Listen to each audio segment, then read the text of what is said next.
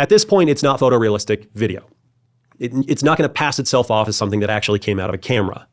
But the rate of change is such that I expect by next year, we are going to see films, feature length, made by individual auteur filmmakers in their home study.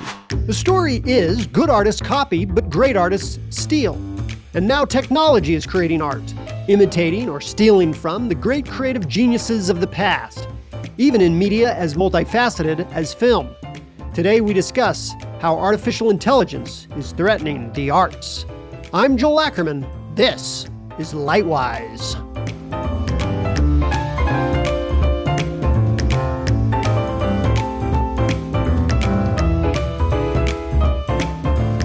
Austin Craig is an American filmmaker, author, and entrepreneur, and an expert in cryptocurrency and blockchain technology. He's a compulsive early adopter who dives face first into anything new. He is also a father, a husband, though not necessarily in that order, and what some people have called an all-around good guy. Austin, welcome.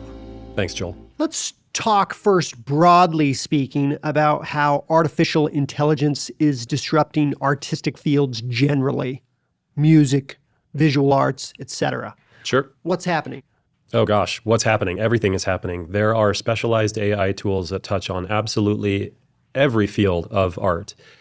And I've experienced Midjourney, which is incredible, a visual generator. Yep. A bit trial and error-ish, you know. Yes. But then obviously everyone knows about ChatGPT. Mm-hmm. What's happening? Do you know about music? Yeah, there are lots of music tools. Usually you won't know about those unless you're in the music world. But if you're looking for music for something, you can generate music in any genre at the drop of a hat. There are a variety of different tools. It is a Cambrian explosion of different AI tools coming online. If a single week passes, you're going to see multiple new tools come online and updates adding completely new capabilities to the quote-unquote old tools. None of them are very old. This is all a brand new field. Right. But that's how fast things are going, is we are seeing entirely new capabilities coming online and improving dramatically in the matter of days and weeks. So my brother had ChatGPT write a post describing a man buying some spice at a grocery store in the voice of David, the guy who does those documentaries, David Attenborough. David Attenborough, yeah. And it was incredible. I mean, impeccable. Midjourney creates beautiful, lifelike images. I'm interested because I don't know about the music. Is it, if you say write a score in the manner of Mozart, I mean, is it creating anything close to? It's probably in the same domain right now as, let's say, images have been in the past year, right? Midjourney has only very recently gotten to the point where it can create truly photorealistic. You can't tell it from the real thing. Right. If you'd looked at Midjourney a year ago, and I was, right, because this is an area that fascinates me, what it was creating was images that had a photorealistic quality to them, but they were obviously not real photos because it didn't know where to put things. If you asked it to create a woman smiling at the camera holding up a soda, what you would get is some kind of nightmare image, some David Cronenberg flesh monster with all of the parts in all of the wrong places. She would have 3 hands and 7 fingers, and her eyes would not be at distance correctly across her face, and she would have way too many teeth. It literally looks like a nightmare. The joke for a long time was that it could never get the right number of fingers on a hand. Eyes always looked strange because pupils were not perfectly round and they were not in the middle of the eye. That has changed, right? The more training data these sets have, the more refined they get. Midjourney has gotten to a point where it's photorealistic. OpenAI's DALL-E, which is their image generation tool, has also reached that place. Wow. Okay, and then you said that the programs themselves are getting new training. What's the training that they're getting? Again, is that human input that's creating these updates, or every time a person goes on and they say, give me an image of this, and then it learns this is the image that person liked because that's the one they upscale, or whatever. Right. Is it learning from that, or is it just learning from human input saying, we need to fix this, we need to fix that? Yeah, it's a good question. You're getting some of both. There's huge amounts of data out there that you just process through these programs, and they start to figure out based on associated metadata. So let's use the example of pictures. If I have pictures and they have associated metadata, i.e. hashtags, right, of what's in the picture. And the style of the picture and those kind of things. Right. You feed enough of those through these programs, they eventually, quote unquote, figure out if I have hashtag Picasso on this, they start to figure out what a Picasso looks like, and they can generatively reproduce that. You also have human reinforced learning, where somebody like you or me, maybe we're using ChatGPT. And have you noticed using it that it will ask you whether the response was good or not? You get to rate the response. And by rating it positively, you've now reinforced what it did before. Enough of that, and it improves all the quicker. I've also heard of these groups paying people. Literally, they will just have employees whose job it is to interact with these, to put in prompts, see what gets kicked out, and to tell the machine whether it did a good job or not. Good boy. By the way, if you haven't played with these, go to ChatGPT or try out Midjourney. Just play around with these. You'll understand exactly what we're talking about very quickly. Let's talk about how artificial intelligence is affecting film specifically. Film is a very complex medium.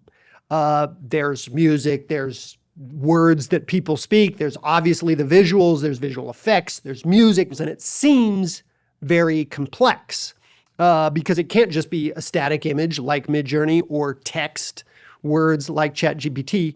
And yet, artificial, clearly the strikes, the Writers Guild was very concerned about this from their aspect.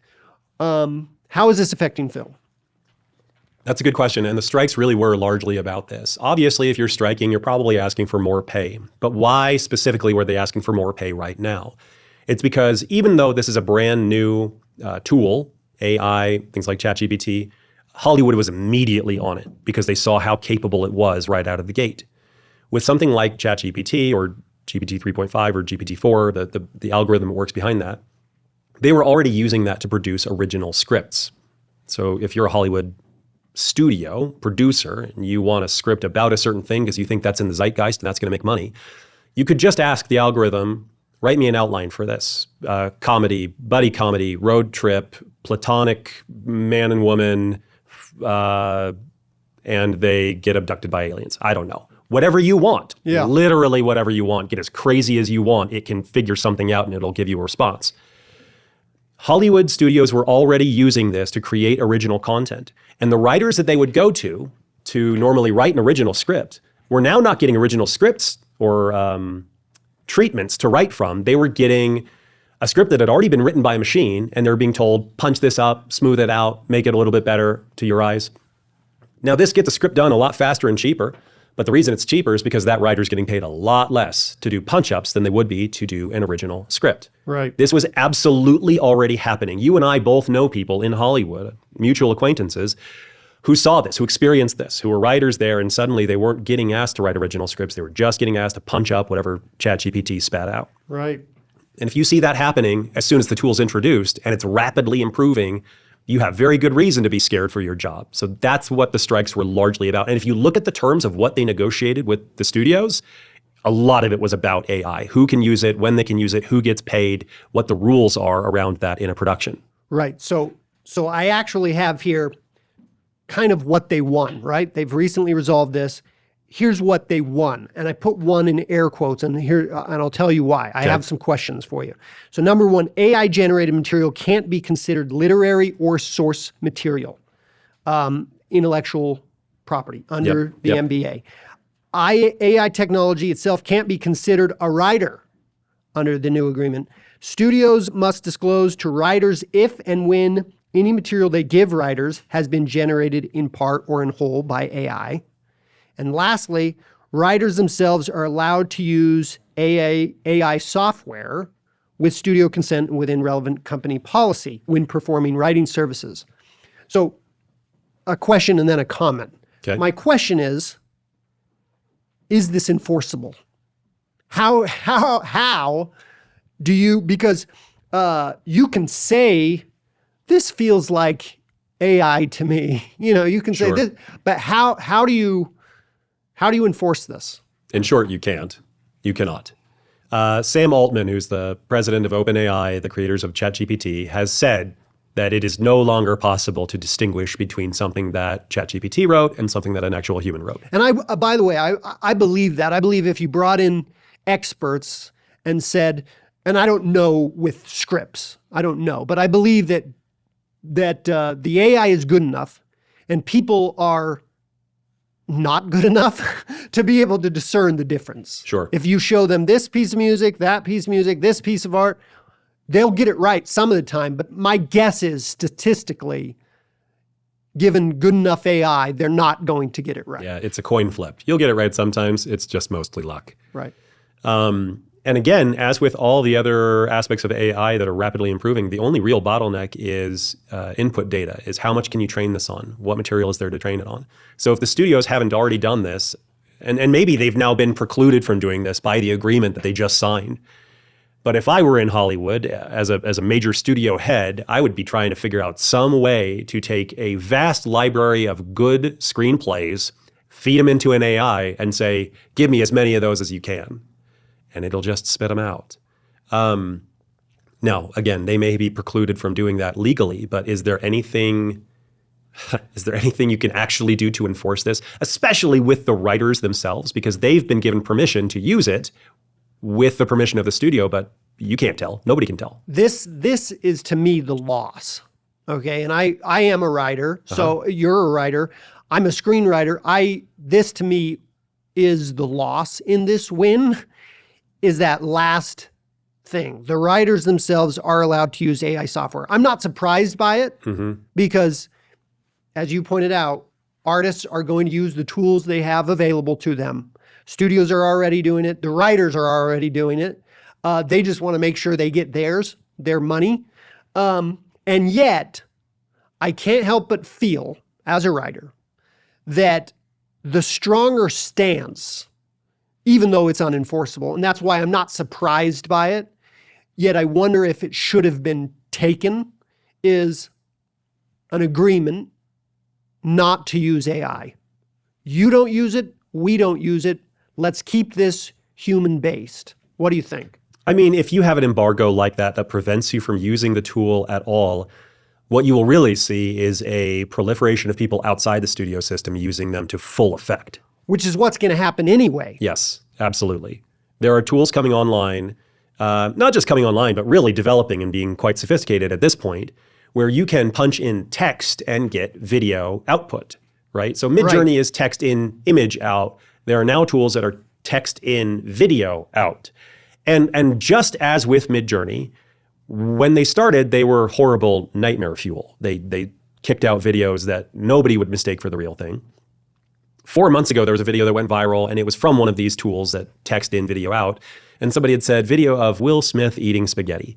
And it was a nightmarish Will Smith monster eating spaghetti and the fork. And it's hilarious, actually. Go ahead and Google that, Will Smith eating spaghetti. That was 4 months ago, right? These tools are getting so much better so fast. One of them is called Runway ML, machine learning, Runway ML. And I think they host a film festival right now. And one of the things that they're doing, and one of these things that's been shown to be quite effective in this AI space, is showcasing what's possible. So that when somebody starts into it, they don't know what to type. They play around with it for a little bit and it spits something out. But a lot of the time, it's not exactly what you want. It's not perfect. But one of the innovations that Midjourney came up with, knowingly or not, is that they put this all in Discord, the chat service. So when you go in there and you're prompting a new image, you're in there with a whole bunch of other people doing the same thing. And you can see what their prompts are and what outputs they get.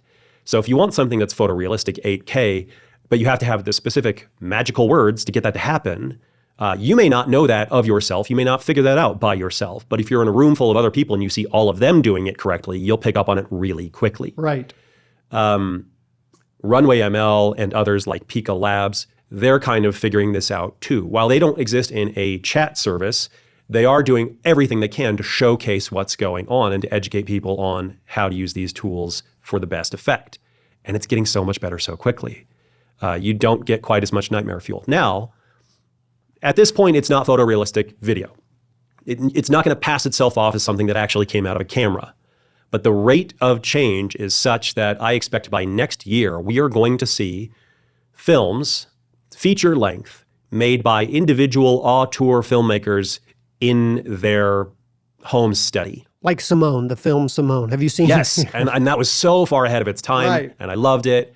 That was groundbreaking in a way that I don't think everybody at the time Realized. appreciated. They thought, oh, this is a fun fantasy. Right. It's way more than that. That was the screenwriter looking 20 years ahead and seeing what was coming. And it's a hilarious film if you haven't seen it, Simone. So, okay, so you think feature-length film by next spring or films? Yeah. And where I'm getting that is how quickly text to image has advanced. Like I said, I've been watching this for a while, since well before it was actually a usable technology. It was kicking out nightmare images. Everybody laughed at it. It was not very good. Now it's photorealistic and it's displacing people's jobs. We're going to see the same thing happen with text to video. And for a long time, it was a very unwieldy technology, and it still is largely. So about that, here's one of my questions. This is just based on my experience using Midjourney, okay, playing around with Midjourney. One of the things that I haven't been able to figure it out, and you tell me if others have, is I can't get the same character unless I'm basing it on maybe a celebrity, which I don't want to do. I can't get the same character in image after image after image, putting in new prompts. It gives me, I can get the same race, the same gender, maybe the same age, but it's not the same face. Yep. So for a film, that would be really challenging, right? So how are they figuring out solutions to that problem? Absolutely. I knew you were going to say that when you said the problem I've had is like, this is the problem that everybody is encountering. Sure. If you want to do a narrative and tell a consistent story with consistent characters, you need consistent characters. Right. Which has been very difficult because a huge part of what makes AI work is randomness, right? You take the order of the language input, you connect that with some randomness, and the logic that brings those two together creates an original creation. There have been countless tutorials online from individual tinkerers. This is not being put out necessarily by the people who make the tools. It's people who use the tools and have been tinkering with it and figuring out how to use it that explain how to get consistent characters within something like Midjourney. And for film especially, that's going to be absolutely critical. Right. Right now, it is a process, right? What you're getting is individual filmmakers or image makers who have figured out a workflow that produces the same character consistently. What's going to happen next, if I'm correct, I think I am, is we're going to see those workflows engineered into the tools themselves, where you can just toggle a switch, say, I want the same character in all of these shots. And it will do that because that's what people want. And the challenges that we're facing, just like a year ago, Midjourney couldn't get the right number of fingers on a hand, it couldn't get eyes right, there was too many teeth. This looked like a pseudo-human alien. That is now completely overcome. And the same thing is going to happen with video. And especially what people want are consistent characters so that it's an effective storytelling tool. If that's what people want, and they do, that's what the companies making these tools are going to figure out. And it's not like it isn't even possible. It's 100% technologically possible. What they're figuring out right now are the user interfaces that will produce that outcome in a way that people don't have to become, like an expert in Adobe Premiere to make it happen. So creators, artists, right now, the people who are really skilled at writing or visuals or film are the people playing around with this. I find it interesting that it is creators, and obviously you have amateurs and just people coming out of curiosity, but the people who are making the real strides are obviously the artists themselves. I find it interesting that in my experience, the artists are coming to these tools, the writers and graphic designers, whatever, are coming to these tools, figuring out how to use them. And maybe that's survival. But when I talk to people who are not themselves creatives, and you say, how do you feel about your music or your art being created by artificial intelligence instead of by a person? They go, not all of them, obviously. They go, I don't like it. Yeah. So that goes back to my question where social media obviously is a great tool. We've used it. We're probably not going back, but there have been documentaries showing the harmful effects. I think there's pretty cogent arguments that show that this is the social media in general might be a net negative, all things considered. Yeah. Before we just keep steamrolling on, I want to go back to this idea, like, are we losing something even if the ear and the eye can't discern a difference between the film that's made by AI and the music that's produced by AI, are we losing something, not being able to experience a piece of art that one soul has created and is now sharing with other souls? Sure. What you're lamenting is totally understandable, but it's not new. This has existed for a long time, and we see it actually pretty prominently today in people who are lamenting things like classical architecture. There's a meme that's been going around on X, previously Twitter, that will show some classic piece of architecture, and the meme goes something like, I asked my father-in-law, who's an architect, what it would take to build this today, and he said, we can't, we don't remember how. And people are saying that kind of thing about a lot of old art forms, Sure. Handicraft. Did we lose something when we technologically moved away from hand-chiseling marble statues, right? It's arguable that we did. We also gained a whole lot. I literally just yesterday, again on Twitter, where I spend way too much of my time, shared a series of images that was, to look at them casually, they look like a whole bunch of laundry on the ground, disordered, crumpled, whatever. But then you kind of like fuzz your eyes a little bit and you realize like, oh, that's the Mona Lisa in laundry. Or that's a Picasso done in laundry on the floor. Mm-hmm. And I posted it and lamented and saying like, listen, this is really cool, but for the first time in all of my experimenting and looking at AI generative artwork, this is the first time that I've kind of felt like, well, yeah, that's cool, but it would have been so much cooler if an actual artist had done this. And a couple people in the replies were pushing back on me, and they said the same thing happened when photography was introduced, right? Photography does away with the necessity for oil and canvas and artists doing portraits that way. Sure. Those still exist, but their role in our society is dramatically reduced. Right. We're going to see the same kind of thing happening. And for people who grow up with AI, my kids, I have little kids, they're going to grow up in a world where they've never known anything else. And where to you and I, this feels like spooky magic. It still does to me. I see stuff that this stuff kicks out and I'm like, good grief, that is pure magic. There's just no way for my brain to wrap my head around the fact that we have taught sand to have an imagination, right? Silicon chips are creating new things. Blows my mind. My kids aren't going to think twice about it. It's going to be totally normal for them. So you and I, middle-aged men who've worked in creative fields for decades, think that this is kind of a tragedy. Middle-aged mustached men. There you go. We both sporting the mustache in this mustache moment. I don't know exactly what's going on there, but here we are. You and I are lamenting the passing of an age, but the people who are coming behind us, who never experienced that previous age, they're not going to miss it. They're not going to have the same degree of nostalgia that we do. This is what I'm hearing. This is golden age fallacy. And I guess I question that, because not in that every advancement is worse than the one before, obviously. Mm-hmm. But that, is there something metaphysical to art?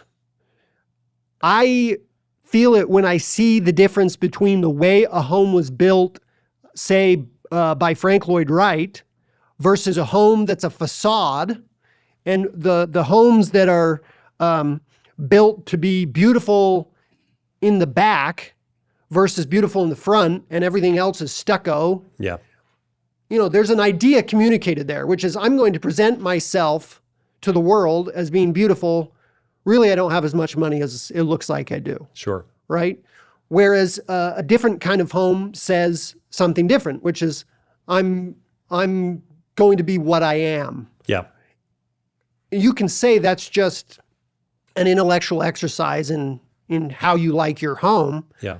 But if you believe in spiritual things, if you believe in something more than what you see and what you hear, then you believe that home affects you differently than the home that's made to look really nice, but really it's plaster on wood. Sure. Yeah.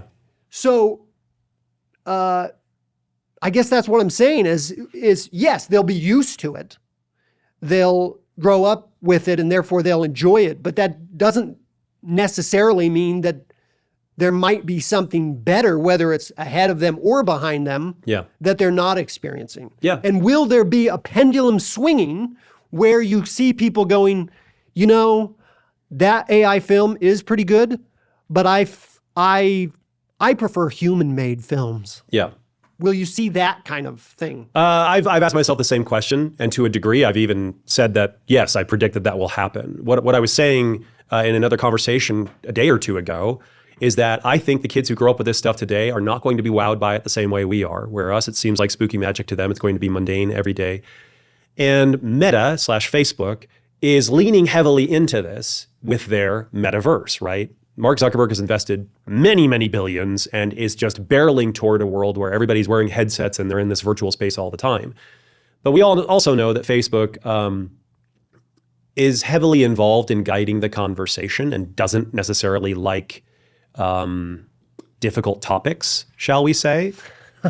So what you might get is a metaverse where there is endless novelty and endless variety, but no stakes, no drama, nothing that actually has any purpose or meaning.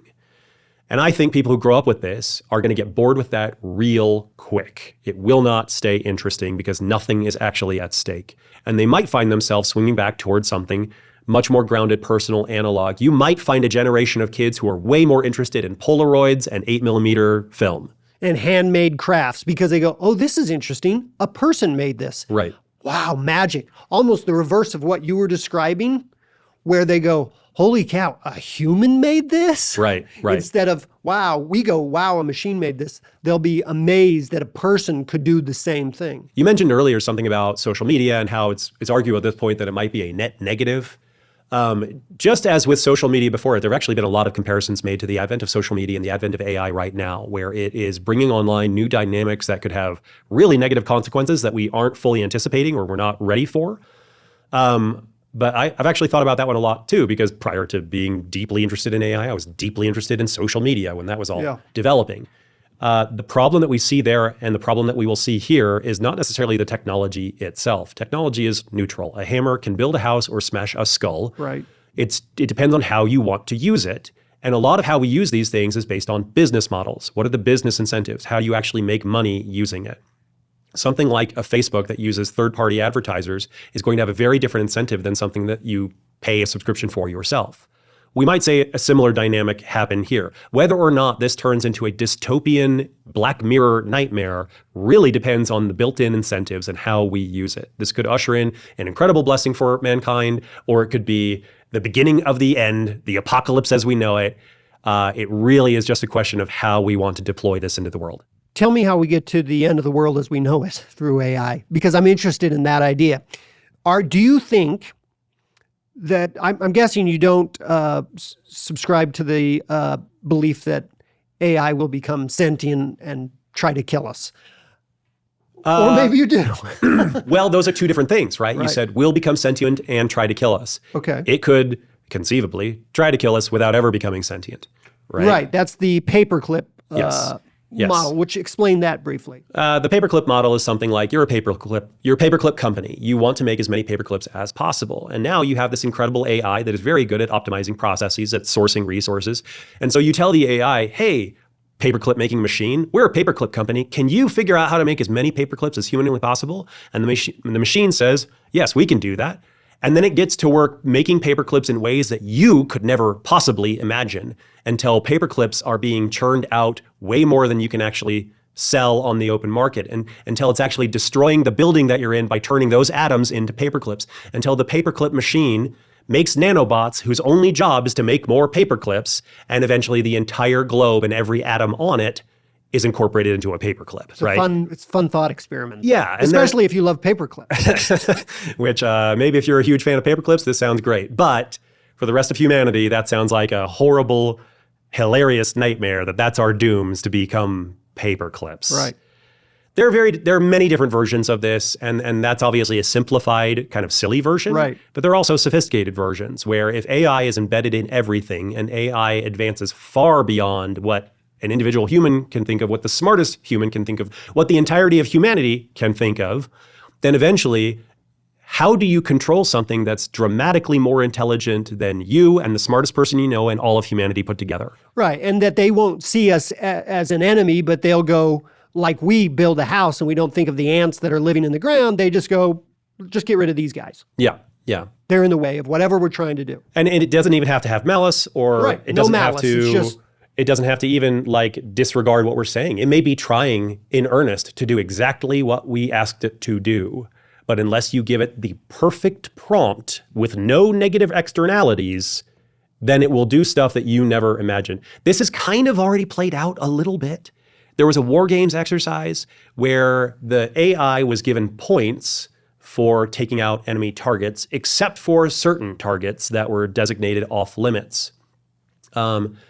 Gosh, and we may need to Google this to make sure I'm getting my facts correct, but it was something like this. I'm going to get the gist. The gist was that in this war games exercise, the AI realized that it was being held back from further points because there were certain targets it wasn't allowed to hit.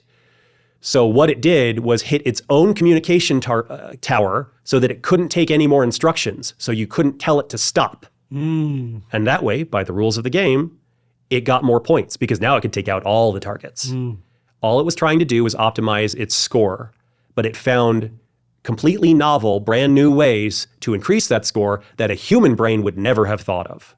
And usually that involves breaking implicit rules that we don't think about because it's, complex. Yeah, it's complex. It's just part of our humanity. We have a base morality. We don't typically think of breaking those rules because they're subconscious. Not so for the AI. It has no rules. It just wants to optimize the one thing at any cost. So it's very difficult, and AI researchers will back this up ad nauseum. It's extremely difficult to get an AI to do a thing into perpetuity without it going off course in some kind of terrifying fashion. And I guess this goes back to, bringing this back to the film argument. You don't envision AI saying, you putting in a prompt, create this great movie, and AI saying, what about all the actors who wouldn't get work and the crews? Yeah, the AI doesn't care about that. Right. And the scenario that you're talking about, you just put in a prompt and it gives you a full feature-length film. That's been predicted. There's a group called Sequoia Capital, famous venture capital firm that's investing in a lot of these AI companies. In 2022, they issued a report on the state of AI, and their projection was that by 2030, we would have exactly what you're talking about. That you put in a prompt, you get a film tailored to you right on the dot, right? So I want my biopic, and within 30 minutes or something, it's generated a full-length film about me. It won't even necessarily take the 30 minutes, right? All it has to do is produce the thing faster than the real-time playout, right? So by the time the opening scene is done playing, it's already produced the rest of the film. Wow.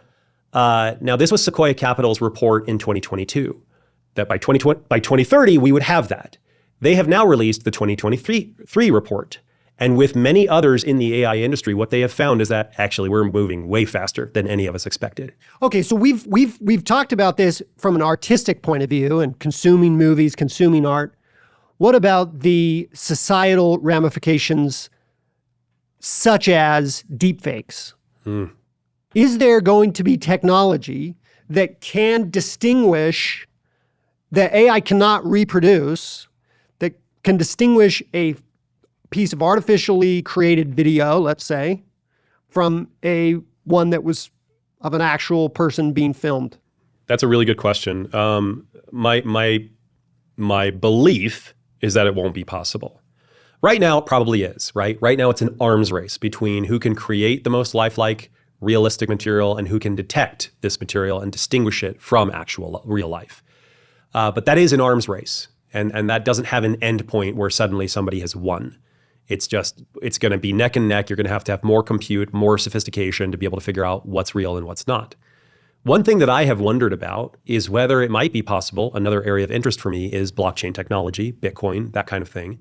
What Bitcoin does is, one of the things that it does very interestingly is it creates a tamper-proof record, right? You cannot go back in time and change the history of transactions on the Bitcoin network, because there are millions of nodes around the world all coordinating with each other, validating what's been recorded, and making sure that if you wanted to change one, you can't really do it because everything else on the network will reject that one change. And you don't think AI could figure out a way around that system? I don't, no. Okay. Because the network is too wide. The AI would have to figure out how to take over more than half of the network. It would have to figure out how to have complete control over more than 50% of the network. And even then, human beings could intervene and course correct. So tamper-proof record technology. Okay. I'm curious if there is a way to basically timestamp media to say, our institution or our production company produced this. This is the original, and we're going to timestamp the original onto the unalterable record of the blockchain. That's an intriguing possibility. There are people exploring that, but we are far away from any kind of plug-and-play solution there. That's theory, that's concept. It is not production ready. We've talked about Midjourney and ChatGPT. You've mentioned various firms developing this artificial intelligence. I'm wondering if you know, are studios hiring developers, programmers, coders, whoever builds this AI to develop, their own systems internally that aren't public? Yeah, they absolutely are. Disney, for one, has been digitizing their own actors. Anybody who acts in the Marvel Cinematic Universe or in the Star Wars universe, those actors now get completely digitized, even if they have minor roles. So that if the writers decide to bring back that character for any reason, maybe a decade later, and now they look dramatically different, A, you've got the younger version. B, you might not even need to bring back the character. Even if he's alive and well. Even if he's alive and well, right? They recently did this with Mark Hamill. And in, I believe it was The Mandalorian or the Boba Fett show. They brought back Mark Hamill, but in a behind-the-scenes interview, he seemed to acknowledge that it was just like a kind gesture of the studio to bring him back on set. They didn't really need him there. And in the in the Star Wars movies that were the new generation of Star Wars movies that started with J.J. Abrams, they brought back characters, right? You saw Princess Leia at the end of Rogue One. And they did a pretty good job. They did a really good job. But even when that was in theaters, I was kind of shocked that what I was seeing was good, but it wasn't the best I'd ever seen. Right. And the best I'd ever seen was usually done by some tinkerer on his own home gaming PC that had created something for fun. The tools are incredibly effective. What Hollywood is going to struggle with is incorporating these new tools and new systems into a production pipeline with entrenched interests. They have business relationships, they have people who need to get paid, who have contracts.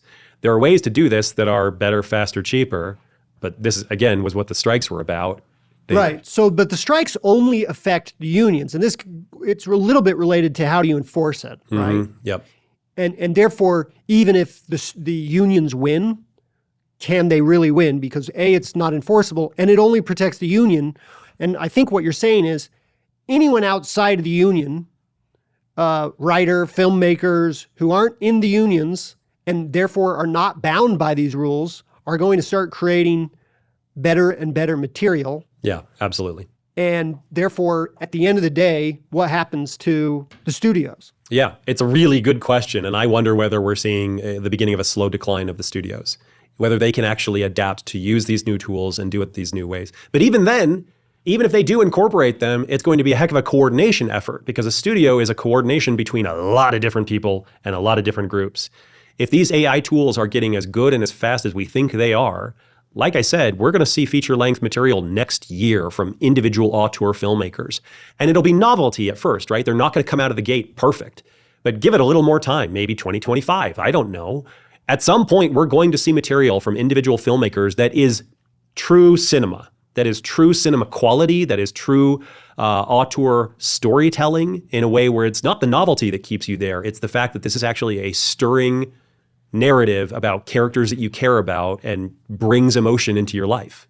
So getting back to the heart of the matter, the soul of the matter, if there's an auteur behind it, even just one person, maybe you go, well, he didn't use actors. That's a loss. There's no crew. That's a loss. I like the idea that a bunch of people came together and created it, but at least there's an auteur behind it who it was his idea. It was his prompt. Yeah. And therefore it's still one man's story. Sure. One man's heart being communicated through this new medium. But in the case you described before, where a studio just says, here are the best screenplays, the best picture winners from the last 125 years. Give me another 125 of those. Yeah. Yeah. Then they spit it out without, it's an assembly line. Yeah. It's the worst of both worlds, right? It's algorithmic machine plus a bureaucratic machine. There's no auteur in there at all. Right. And we kind of already see that a little bit with studio films, that it's clear that they've gone through extensive reshoots and extensive rewrites, and they never really got anywhere because no individual had any clear vision. That's a great point. That's a great argument, I think. You're already seeing this just without the automation. There you go. Because a lot of these films are soulless anyway. Yeah. They feel like money grabs.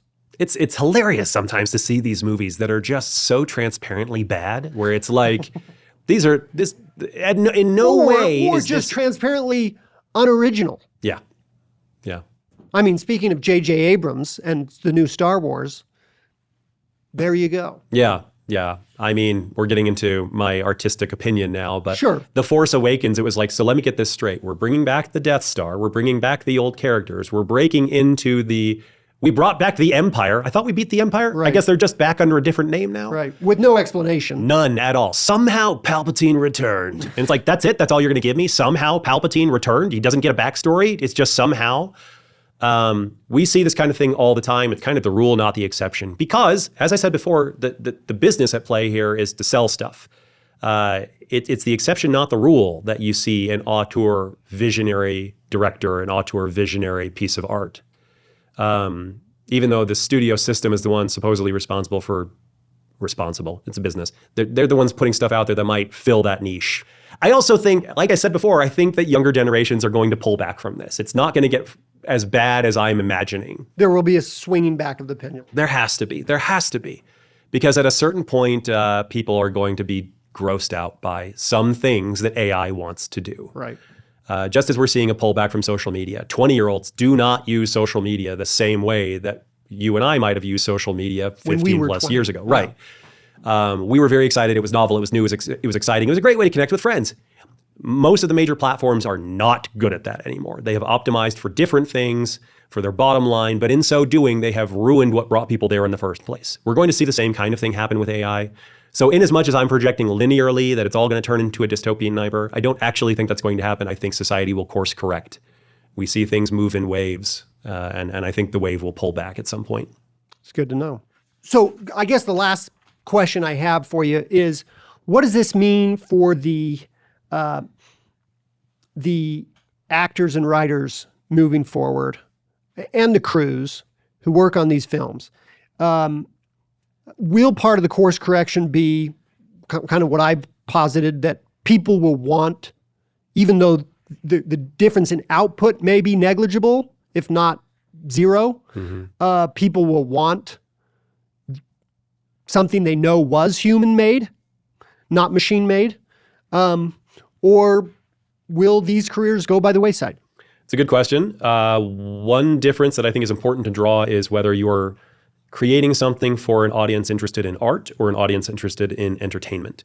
If all the audience want is entertainment, they won't care who or what made that entertainment, how it was created, because that's not their thing. I think art is different. That's the soul. That art I was is talking meaning, about. purpose. Yeah, it's challenging you in ways that you might not even be totally comfortable with, and that's what art is supposed to do. The nature of art fundamentally changed after technology was able to technologically reproduce it. Before technology could make endless prints of the Mona Lisa, the Mona Lisa itself had a different meaning as the original and only example of its kind. And a different look. There you go, yes. We're about to see the same kind of thing happen now, where actually our relationship to art is about to fundamentally change because the nature of the thing will change itself. There's a famous essay often talked about in art and film studies called Art in the Age of Its Technological Reproducibility. It talks about this idea. When the Industrial Revolution came about, art could now be technologically reproduced in huge numbers, and it fundamentally changed what it meant to have art, what art was, what our relationship to it was, what qualities we were attracted to. We're going to see the same thing happen with AI. And I don't know exactly what that's going to look like. The other thing that your question makes me think of is a phrase that's now getting repeated a lot about on the topic of whether jobs are going to be replaced by AI, creative jobs are going to be replaced by AI. What's being repeated right now, the perceived wisdom for people in the field, is that people will not be replaced by AI. People will be replaced by people using AI. So if you're creative in entertainment, in art, if you're producing original creative work, imaginative work, and that's your career, probably the best course for you right now is to get as familiar with these tools as possible, to understand them, so that when somebody wants to make a production and make it cheap and good and fast, you're the person they turn to because you know how to use the newer tools to full effect. This reminds me of a point that I want to make. Okay. AI completely is derivative in its very nature, correct? It only knows anything based on, as you said, those hashtags, the metadata, correct? And it has to learn from a sizable body of work to be able to learn whatever it learns. Mm-hmm. So in its very nature, it cannot create something truly original. Okay. Therefore, my argument is that we'll only ever it will create elements that are original because, or somewhat original. And you could argue there's nothing original, right? There's nothing new under the sun. And yet, people love to quote that there's nothing new under the sun, but we've been sitting here talking about how there's always something new coming up that we can't even predict. So won't there also still be a place for the original idea that isn't derivative? Or would you argue that everything's derivative? I might lean more toward everything is derivative. So there's a filmmaker named Kirby Ferguson. Have you heard of this guy? No. He created a web series years ago called Everything is a Remix. It absolutely blew up online, went very viral. He did a lot of talks at TED and Google and other places. I had the opportunity to meet him and work with him a few years ago because I was such a fan of this work. I sought him out for a project that I wanted to work on together. The premise of Everything is a Remix is exactly what it sounds like. Everything is ultimately copying, transforming, and combining prior work. What we call originality is really novel synthesis. We're taking pieces that exist around us and we are copying, transforming, and combining them in ways that we haven't necessarily seen them copied, transformed, and combined before. This is in music, this is in film. And I would argue that if you did create something that was truly, genuinely original in the most true sense, that it would be so unhinged from our present social grounding. Unrelatable. Yeah, people wouldn't connect with it. People wouldn't like it. You would just be a weirdo who creates monster stuff. And to create something that resonates with an audience, you need to tap into the zeitgeist, their social reality that they live in. Shared experience. And what that necessarily means is you are copying, transforming, and combining elements that they're already very familiar with. Austin, this has been an incredibly interesting discussion. Thank you so much for joining us. Thanks for having me here, Joel. It's been fun. Lightwise is a video podcast production of Angel Studios, released every other Tuesday. To watch more episodes or be notified of new episodes of Lightwise, click subscribe or download the Angel app now, wherever you get your apps. If you'd prefer to listen instead of watch, you can find the Lightwise audio podcast version wherever you get your podcasts. To learn more and to watch light amplifying content for free, go to angel.com. This episode of Lightwise was hosted by Joel Ackerman. It was written and directed by Joel Ackerman, produced by Cameron Jackson and John Shea Van Sickle, and edited by Cameron Jackson, with sound recording by Garrett Briggs and sound mixing by Brian Densley.